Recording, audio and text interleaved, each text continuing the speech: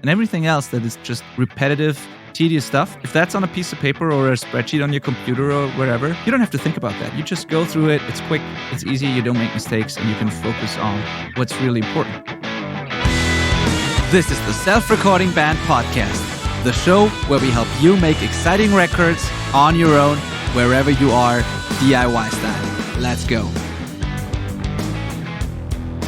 Hello and welcome to the Self-Recording Band Podcast. I am your host, Benedict Hein, and I am here with my co-host, Malcolm Owen-Flood from stonemastering.com. How are you, Malcolm? I'm great, man. Just got back from a trip to Toronto and then a little quick family getaway to a family cabin. And then now I'm sunburnt. Just like so amazingly sunburnt. It's like every time I ask you this, it feels like every other time like we get to talk, you've been on vacation or on a weekend trip, or you're have like sunburn or like weird tan lines on your feet or whatever. Like it's a constant vacation. I mean, some of those are work trips, but they're still kind of exotic. So yeah, I got it pretty good. No complaints. Yeah. So traveling has started again for you with the film audio stuff. Yes, it's a little reined back. Like it's Canada only right now.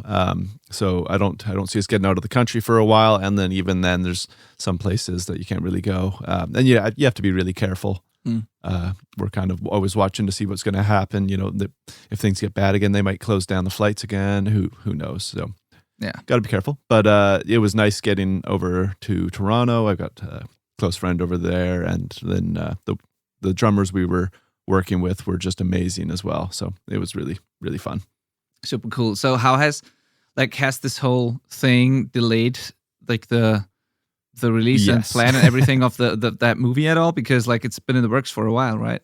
Yeah. I think originally season 1 deadline was meant to be in June, which now we're recording this in the middle of July. So we're probably 6 months behind or something. That's not really my department at all. They just tell me where I need to be to get audio done. But I think we're a little behind. But you know, everybody's behind. Everybody's 6 months behind because of this thing. So yeah, we basically skipped half a year altogether. So yeah, totally. Yeah. Speaking of that, I'm like a couple of months behind as well with the Academy, because I was supposed to launch already, and I haven't because of the same reasons. Like COVID totally screwed up everything that I had planned. But I'm on the close to the finish line, on the home stretch. Everything's been filmed, and there's some final editing to be done, and then I can finally launch that thing. And if you're not on the waiting list, do it. Sign up. If you go to the selfrecordingband.com/academy waiting list, you can sign up for that, and you'll be the first to know when the Academy launches. And there will be some special things for you if you are on that list. So it's just a matter of weeks, I think, and then we're good to go. That is so exciting. Yeah, that's like, I can't wait. It's the first time I've done something like this. I've already told you, like, I've never been that exhausted. I think it's been the most exhausting year that I've had so far in my career, because I mixed a ton of records and did that Academy thing on the side. But I can't wait to start with that. Yeah, I mean, that was really the core. Your course is the main thing that started this podcast. And I just looked. We recorded our first episode in January, the 13th of January. Was when we first started recording for this podcast. So it's been a long time coming. That's awesome. Oh yeah, totally. Yeah. The Self-Recording Band, the whole thing is like, I've been doing it for about a year and a half now. Yeah, and the podcast since January. And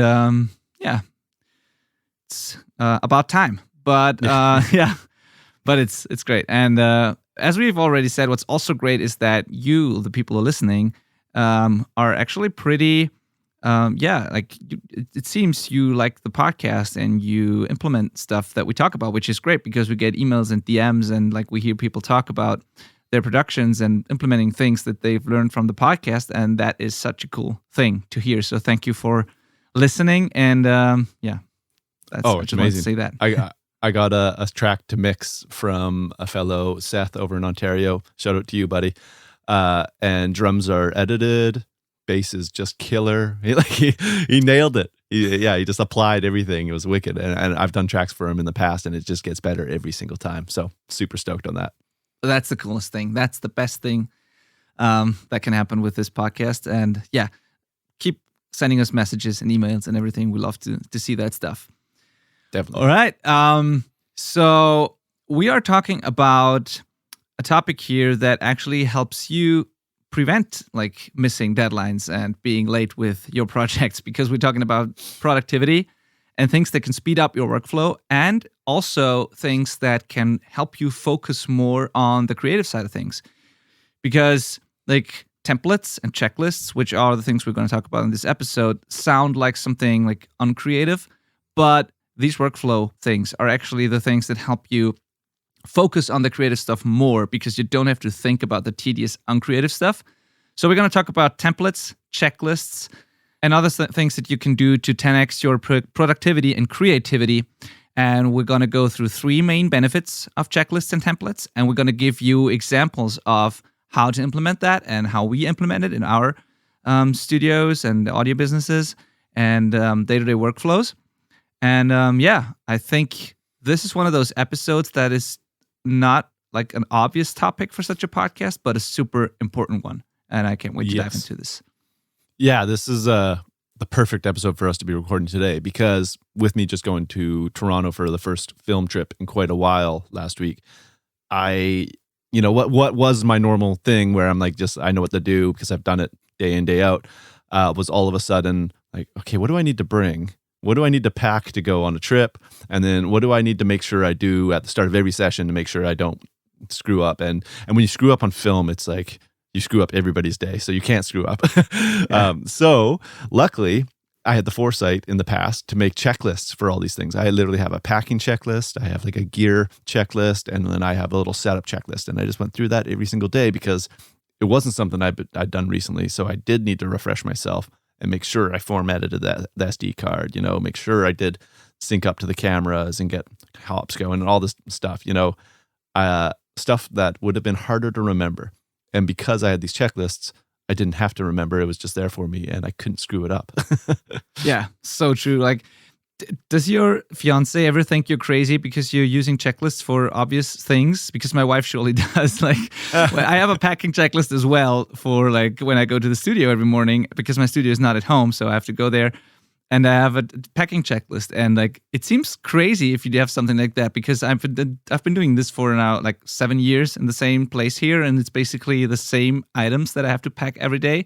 But still, I have this checklist because it still happens if I don't use it that I forget something. Sometimes I forget a dongle, or I forget, I don't know, to bring my tea or whatever I like to have during the day, and then it annoys me if I don't have it here. And like, we're just humans, and we are forgetful creatures, and incredibly forgetful, actually. And even after years, you forget obvious stuff. So I go through this checklist every morning, and I make sure I have everything with me. Assumption is the enemy for sure. The assumption is the enemy of memory, because your dongle, that's the classic one. Yeah. Anybody that's got an iLock is just like because you're used to seeing it in one spot, and that is your studio. And then I need to go on the road, so I head out on tour or with the film crew or whatever it is, and I assume my dongle is where it needs to be, but it's still in the studio, and it's no good. So lists help us not experience these situations. I wrote in our notes here, Benny. Have you read the Checklist Manifesto? Yes, I have. I listened to the audiobook, but to be honest, I didn't make it through the whole thing. I think 3/4 of it or something. Because it was the most boring audiobook in the world. Yes. It's such I don't know if you're feeling the same, but it's such a pain to listen to. It's like in the beginning, I found it super interesting. All the stories, the examples they go through, it's like super interesting. But after a while, it just keeps repeating. At least I felt that way. And it's like the basic message of this book could be like condensed to like a couple of minutes or something. And it's just example after example after example, which of course like drives home the whole point. But I was just tired of hearing like medical scenarios, and I don't know. Yeah.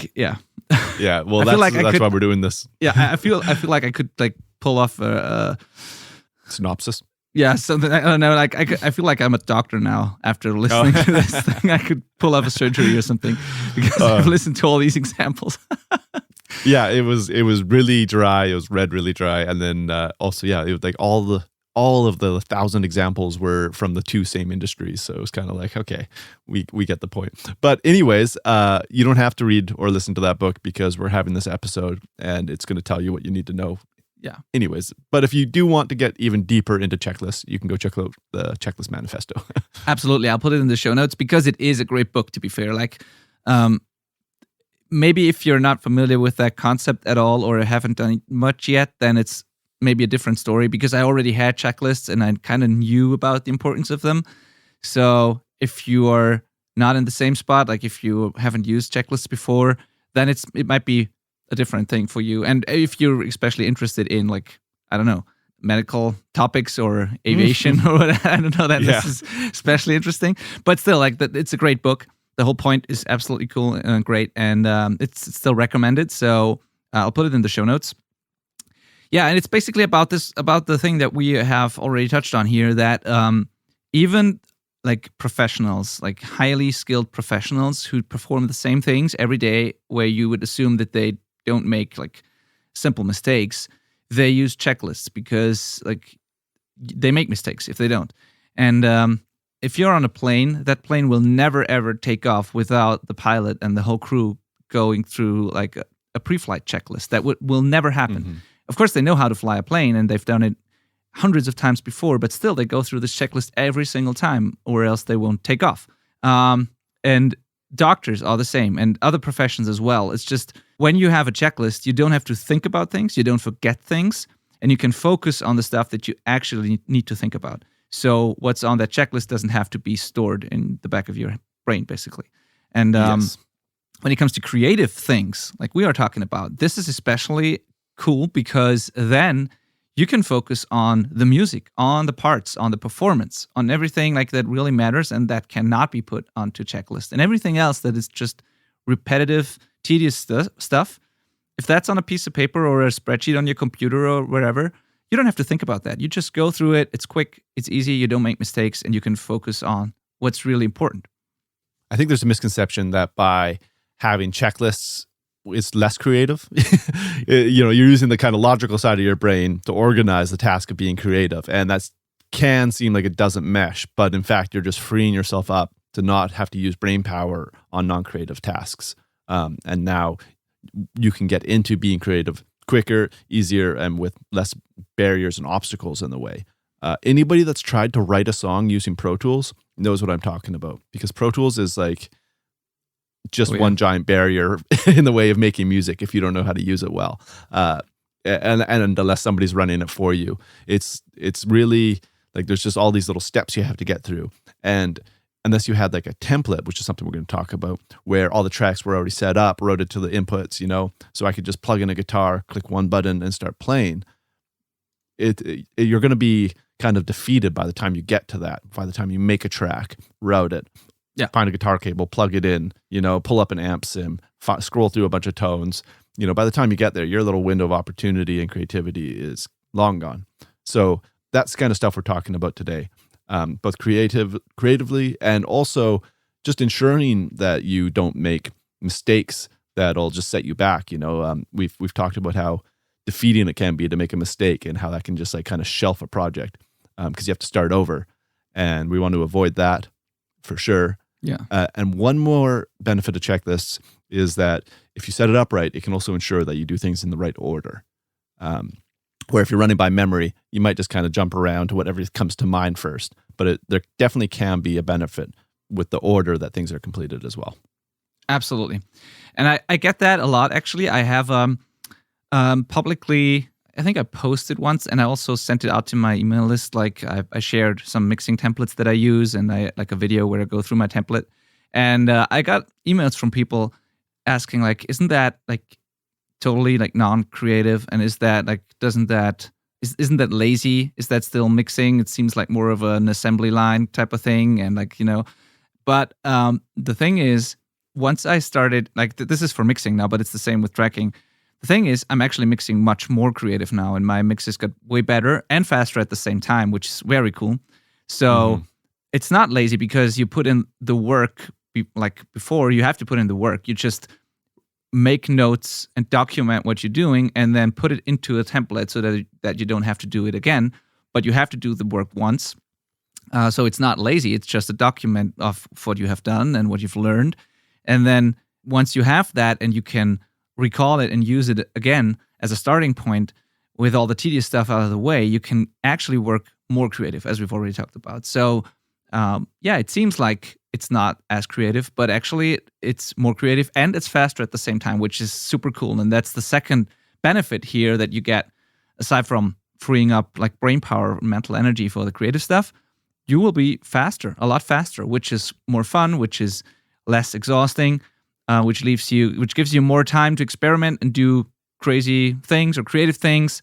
So that's benefit number one. It's just plain faster. I mean, think about it. If you record a full-length record and you do 12 songs, so you set up the first, and you do each in a different project. So you set up the first song, you route everything, you like label the tracks and everything, and then you record the song, and then you go to the next song and you do that again, and the next song and you do that again. Like, where's the benefit of doing that 12 times? Like, you could have one template, use it over and over again, and skip that step. That's not lazy. That's not uncreative. It's just faster, and that gets you to the important stuff quicker, right? Definitely. Yeah, bands don't love waiting around for you to make tracks, and there's nothing creative about routing tracks at all.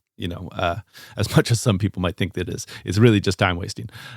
So do it once, copy it into, make it, you can, in most DAWs, you can, I would say all DAWs, you can save a template, so you make it once for one song and maybe make some extra tracks just in case some stuff pops up, have it ready to go and save that template. And then you can just open that up each time you need to start a new song. I've got all sorts of templates. I've got tracking templates for different studios because I primarily work out of 3 different studios. But I even have one that's kind of vague and like easy for me to set up into new studios. So I guess I have 4 tracking templates. And that's just for working with bands. I also have like probably 3 or 4 tracking templates for stuff my own stuff. Just like one that has like a virtual drummer and some other virtual instruments ready to go, so I can just like demo a riff real quick. I've got like for some instrumental music, I make a different template for that with all the dreamy delays and reverbs already set up and good to go. And that's just tracking. I've also got my primary mixing template, which is the same thing. It's just all routed. All the effects are all stemmed out. So, I can just like print, and I've got like stem groups for everything kind of pre-ready to go and get organized. And like my go-to EQs are on every track, so just, it's good. It literally saves you hours. Yeah. And, mastering, if you listen to this, I do a lot of mastering. And what people don't realize about mastering is that like almost 50% of mastering is not listening to audio.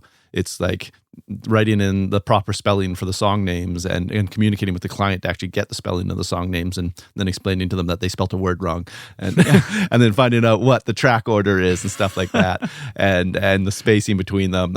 So there's all of these non-creative tasks. So for me to optimize those to be as smooth and quick and painless as possible means that I have way more time to spend on the actual mastering part when I'm listening to the song, and really doing that.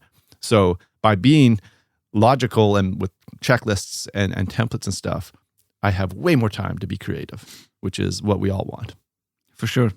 Absolutely. And we kind of mixing it up here. So the one thing is checklist, one thing is templates, yes. But it's the same purpose. Both of those things prevent you from making mistakes, and both of those things make it quicker. So it's the same benefits. It's just a different application, a different thing.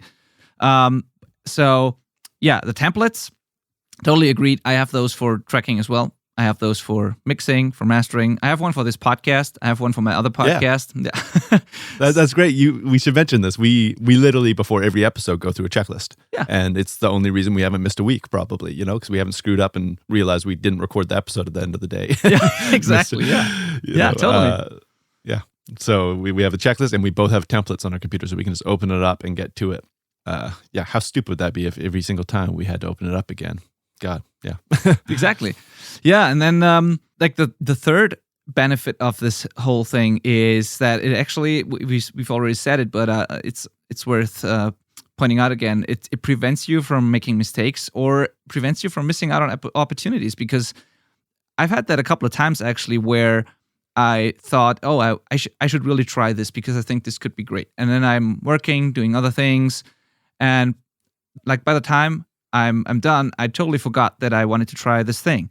And if it was on the checklist, all the things you could do or the things you have that you could try for a certain scenario, if those are on a checklist, on a spreadsheet, you can make sure to actually do those and try those and not forget about them.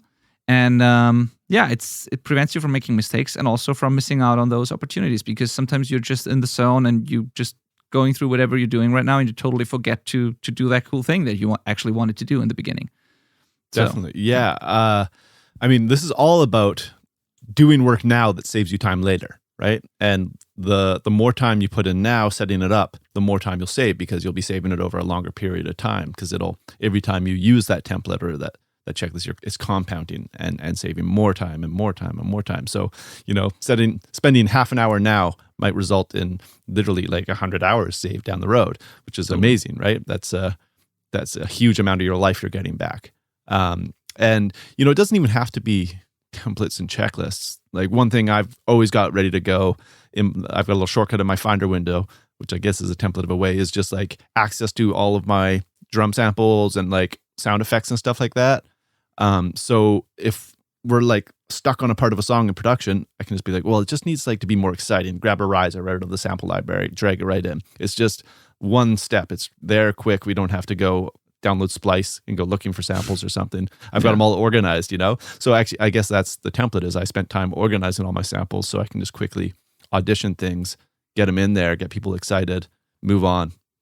Totally. And like the templates can be that thing, like a shortcut or organizing folders on a computer. It can also be just pictures and a documentation of documenting what you have done in a previous session. Like if you've dialed in a cool guitar sound on an amp and found a great mic position for it, and you put the amp or the cab in a great spot in the room or whatever, if you document that and write it down, later in another session, if you want to create a similar vibe or like a similar tone, you don't have to try and like go back and forth until you have something similar. You can just pull out that note and just recreate it, and you have it there. So it's just like a template. You have to recall it, but you don't have to think about it. You just look at the notes and then you do it again. So constantly documenting your progress and making notes of everything you really like, every cool thing that you come up with, can help a lot, and is kind of a template that you're creating there. So that can be like, what are examples? Like I mentioned the guitar mic position and amp. What are examples of that you have? So I use a Kemper a lot of the time, and I've just got it literally sitting beside my desk. I can reach out and touch it right now, pet it. I love it. But I've got like a handful, pretty much any kind of guitarist could walk in here, and I'd have a good idea of what tone I'd grab first for them based on their band. I'd be like, okay, this is a good starting point. We can get started with this and tweak from there. At least to get them playing, So like that's quick. It's already routed and plugged in. I've got another line ran just for this mic that I'm using for the podcast. It's just always sitting there with my cloud lifter. Grab my SM7, pull it in here, plug it in, and I'm good to go. Channel 1 is always my podcast mic. Cool.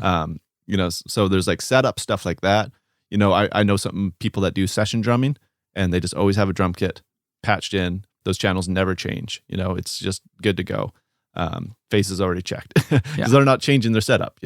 Anything you can automate and set up in advance, I think you should. Benny and I are actually honestly freaks about this. Like we're both just obsessive. Like we have like template emails to get us started. Yes. We have this great app called Text Expander, which you can make little abbreviations and it'll pop out like links or whatever. You set it up to, little shortcuts. We make our own shortcuts for our DAWs. We just do this to an insane degree. But it all adds up. It all compounds. So I'd actually encourage anybody to get into that stuff. But start with the big stuff. The big things that are slowing you down the most that you have to do a lot. Yeah. So that's normally making a tracking template, I think, for most bands that are recording themselves. Yeah, totally. Again, that's also one thing that I have to say it because you mentioned it. Like things like these email templates, for example.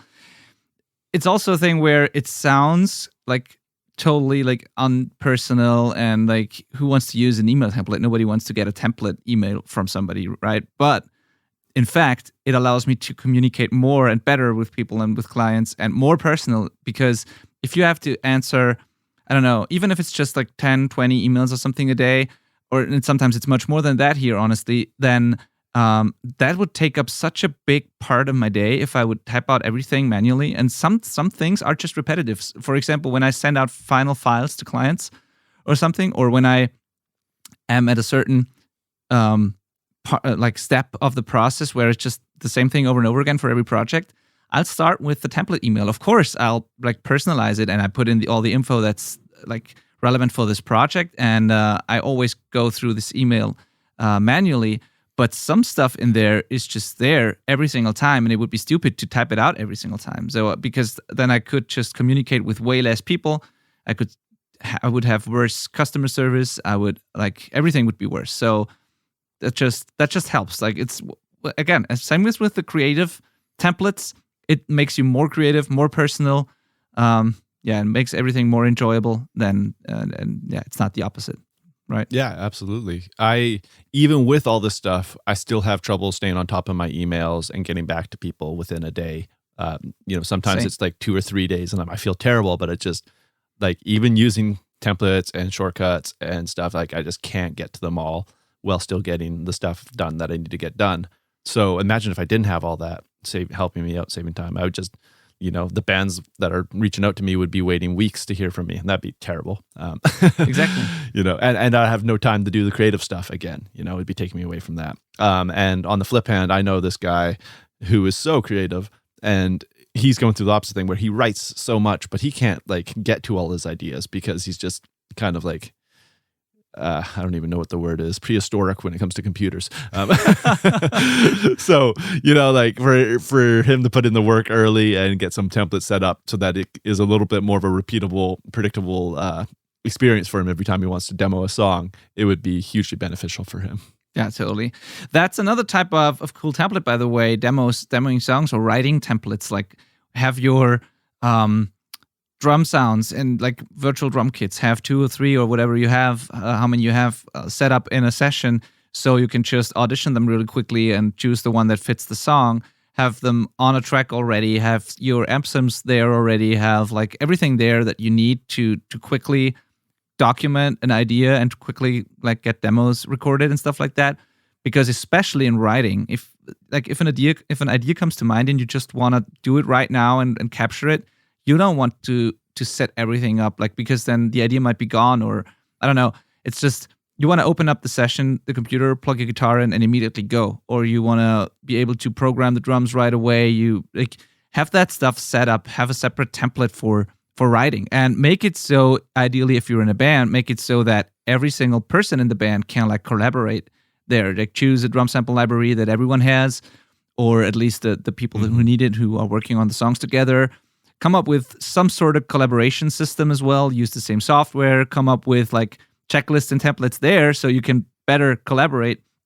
And just do everything you can to reduce the amount of clicks and messages and phone calls you need to make in order to just like document whatever idea you just have and make sure the others can hear it. Like get every single step that's not part of the writing out of the way. And it's like a much smoother, much better process. Yeah, this funny enough, Benny, I didn't mention this earlier to you before the show, but this topic is like actually a topic for my other podcast, my band business podcast, because it applies to that as well, right? Totally.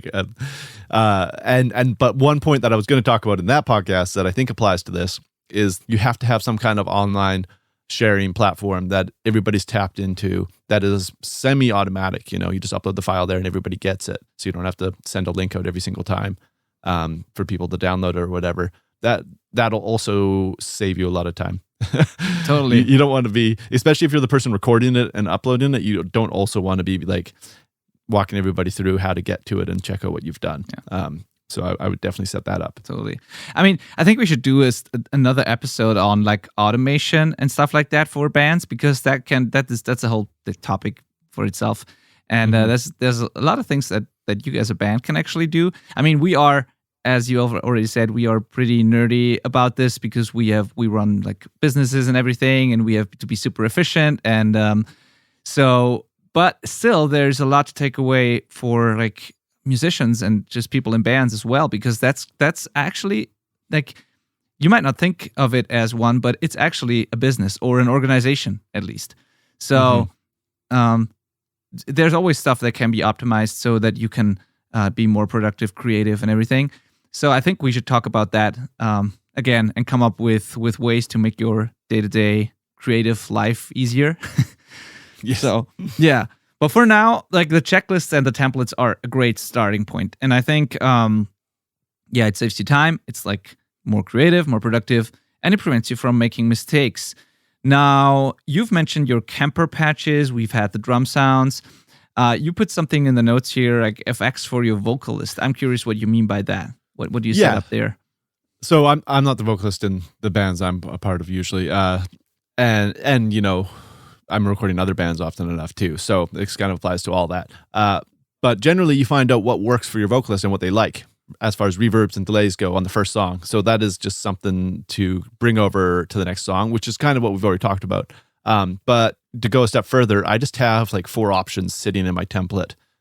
Anyways, you know, they might get changed out and none of them might work, but chances are one of them will be really close. So vocalist gets patched into the channel, and then I just quickly audition a couple different reverbs and a couple delays that are already set in there. So didn't have to make new tracks, didn't have to even think about what reverbs, you know, half the time I don't even look at what they're called. I just like, listen, nope, listen. Oh, cool. You know, oh, it turns out it's a plate reverb, whatever. So have that kind of stuff set up. I've also got the same kind of thing going on for like my lead guitar channels. So somebody's ready to rip a solo and I just throw on ginormous delays and reverbs so they feel like a rock star while they track it. Probably won't even get used later, but it's there to make it exciting and sound kind of pre-mixed. Awesome. Yeah, that's a super great application for this. Absolutely. So yeah, that's the template part. I want to go back to the checklists real quick and give you kind of an example of what that could look like. And because things on these checklists are sometimes super obvious, and that's why people don't use them, myself included. I haven't used them for years because I thought, well, I don't need to write that down. I would never forget these simple things, but I do. And so I need checklists. And the most basic and I guess the most important type of checklist would be the kind of pre-flight checklist, like in your audio music world, right? Like the pre-flight checklist of like when it comes to planes, same thing you can do before you record. Or before you do anything. It's like the checklist you go through before you start a new step of any process. So if you start recording, or if you start a writing session, if you start a mixing session, or whatever you do, have this checklist before you go so that you don't make mistakes, everything's set up, and you don't have to think about it. And a good example of what could happen if you don't do that is I'm working with a band, and they are recording their record right now, and I'm kind of coaching them through the process, and they sent me files that I should check out, vocal recordings, and they had weird like clicks and pops in them, and we couldn't, like, they didn't know where they came from, and it was kind of weird. And then I got on the phone with them and I said, like, do you have multiple digital devices? Is there, and if so, is the clock, like this, is it the same clock? Do they run off the same clock? Is there a master and a slave? Because that could cause that issue. And it turned out they had set it up correctly. They had a digital preamp and an interface combined, and they had set the clock correctly. But for some reason, the setting changed before the next session, and they recorded, didn't check it, and both of those devices ran off their internal clocks, and that caused the dropouts and the clicks and pops. So that's pretty technical. Like, if you don't know what that all means, doesn't matter. The main takeaway here is, if they had used a checklist that had a bullet point on it, or like a checkbox on it, where it says check clock on like the preamp and the interface, they would have checked it and the pops wouldn't have been in the audio. Yes. Yeah, that's definitely a good example, and so frustrating when it happens. Yeah, exactly. Because the thing is, you might record the best take ever, and like, it's so cool, but then you have those artifacts or clicks and pops in it, and you have to come up with crazy ways to find a solution for that. And that's just frustrating. And all you would have to do to prevent that is have a checklist and go through it. And that would have never happened.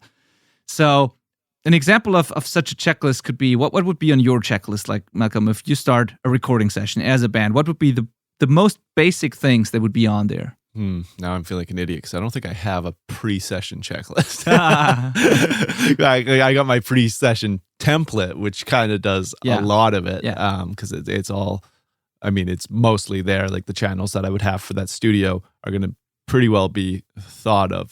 But that said, I do have some stuff that I go through actually before the session, like days before, if not a week before or whatever. I will email the band to make sure they have certain stuff. Like we're gonna need this gear, ... whatever it is. Make sure you have the strings or new strings. Throw them on the day of. Don't play them for 3 days before the session. Stuff like that. Like I have a studio preparation guide that I think got shared on the self-recording band page ages ago. I'll share it if again. not, I'll give it to you. And that right there actually does a lot for me. I send them that, and it talks them through how recording might work, what gear we might use, and what to expect as far as gear goes. So let them know that they might not be using their own gear. The importance of drum skins and strings and stuff like that is kind of this podcast condensed to a little PDF. the core messages are in there for sure. And that is kind of a loose checklist for them. It is not actually a physical checklist for like boxes for them to check, but it brings all these things to their attention before they even go to the studio, before they even pack, which is definitely helpful. That doesn't really answer your question. But yeah, but it's a similar thing. I just thought of basic things like, have I set my interface or DAW to the correct sample rate? Because some might do that automatically, others don't. So, for example, I have to do that. Like if I switch sample rate in my DAW, my converter doesn't switch. I have to do that manually. So just have a bullet point, a checkbox there where it says sample rate, check sample rate, check bit rate, check, I don't know, whatever like every situation is unique, but whatever you need in order to record, have that there and go through it, even if it sounds obvious. Make sure like all the headphones are patched to the correct outputs and channels. And like even if you don't have clients, but just record your own band, if you're the one in charge of recording, like the engineer in the band, you want to make sure that everything works before the other people in your band arrive, just so it's a better and more enjoyable process. So you want to make sure all the headphone lines work, there's no broken cables and stuff, like nothing that's just frustrating when you actually want to start. That's a great point. Like thinking of today even, I when we record this podcast, I plop my laptop up on the top of my desk and open it up so I have a webcam so me and Benny can see each other. But I always forget to do that. Like every single time I leave it down under my desk plugged in, because I've normally got like a flat screen on the wall that I use as a monitor. But then I don't have a webcam, so I have to turn everything off. That's killing me. I'm going to have a checklist for that instead. I love the idea of checking the headphone mix is working before anybody gets there as well. I mean, I do that, but just having a checklist that makes sure I do that. Because that can unearth all sorts of problems. You might discover that your sample rate's wrong. You might discover that your playback engine is set wrong. Or the headphone cable's wrong, whatever it is. Basic things like, do we have water and snacks for the session? Is there still coffee? Because I don't know, especially when multiple people are in the same room, somebody might have grabbed the last cup, or made the last cup of coffee and didn't tell you that it's gone, so you didn't get a new one for the next session, and now like all that sort of stuff. Do we have water? Do we have coffee? Do we have drum skins, strings? What you just said. Is there like replacement for everything in case something breaks? All that sort of stuff. You want to go through that before every single session, and imagine how awesome every session goes if you do that. And like these checklists will definitely evolve over time. You will always find things that keep going wrong, or mistakes that you keep making, and you just add that to the checklist, and it keeps growing and growing. And the more the checklist grows, the easier your life will be, and the more like enjoyable and awesome the sessions will be. So yeah. I mean, checklists usually are really easy to update on the fly because normally they're just on your phone or whatever, right, or on the computer you're working on. So you can just literally open it up and add a new bullet point. Templates can be a little trickier because sometimes you can't really update the template because you've already done too many changes that you don't want done to the source template. So what I've done is I've got a note in my like Apple Notes thing that is called changes for template. And then I just write down what template it is and what I want to change to it. And then every once in a while, I'll just open that up, make all these changes to them, resave them, and then they're now corrected. Because you'll find that there's, issues you've put in there or stuff you didn't think that you might want added. It just kind of always evolves, but that's kind of the beauty of it. It just keeps getting better and better. Same here. I have a Trello card for that. And whenever I come across something where I think, I should add that to my template, I just open the Trello, put it in there, and it's just a growing list. And whenever I find time, I'll like go through all the things, update my templates, and then, same thing. Yeah. Cool. Yeah, that's if you don't have Trello, get Trello. That's don't get us started on all these productivity things because we're crazy about this stuff, but for a reason. So that's basically it. I think. I mean, I don't want to make the same mistake as they did with the checklist manifesto and to go through the same thing over and over again. We've said everything basically. I think you got the point now. Try implementing checklists and templates now, and also don't view creating those as a waste of time, because that's also something that a mistake that I've made a couple of times, also with the Academy, with my course that I was building. I always thought planning, making those checklists and templates and stuff is just a waste of time. I just wanted to get to finally recording the lessons, recording the videos, writing the PDFs and whatnot. And I found that every time I skipped the prepping phase, like the making templates and checklists phase, I was so slow creating the actual content. And once I got over that and finally decided to make checklists and templates for everything, after that, the whole video shooting, editing, everything just went so much quicker, like so much faster, that I should have done that from the beginning. Absolutely. So don't view it as a waste of time, but just see it as something where you invest a little bit of time now and it will save you multiple of that later. Yeah.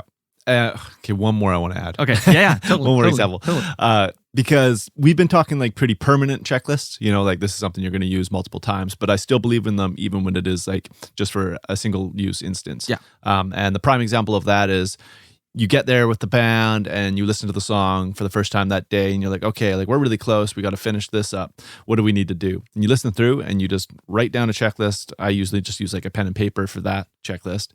For the disposable ones. And you just write down everything that's left, any idea you have, and then you just work through it. You just check them off kind of thing. Don't try and keep those things in memory because you'll forget about one of them. And it's also just slower because you have to have the conversation. Okay, what's next? Just write it down on the fly, hit them all out, record them, done. Totally. Yeah. Awesome. Super great.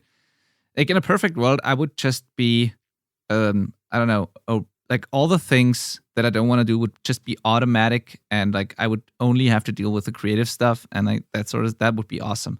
So yeah, and I think compared to how I've done things a couple of years ago, I've come a pretty long way.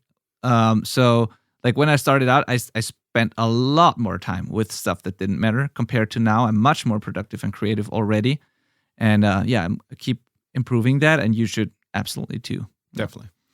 All right, so that's it for this episode. It's been a great one. Thank you for listening, and sign up for the Academy waiting list. Check out Malcolm's preparation guide that I will post in the show notes. And see you next week. Sounds good. Bye. Bye.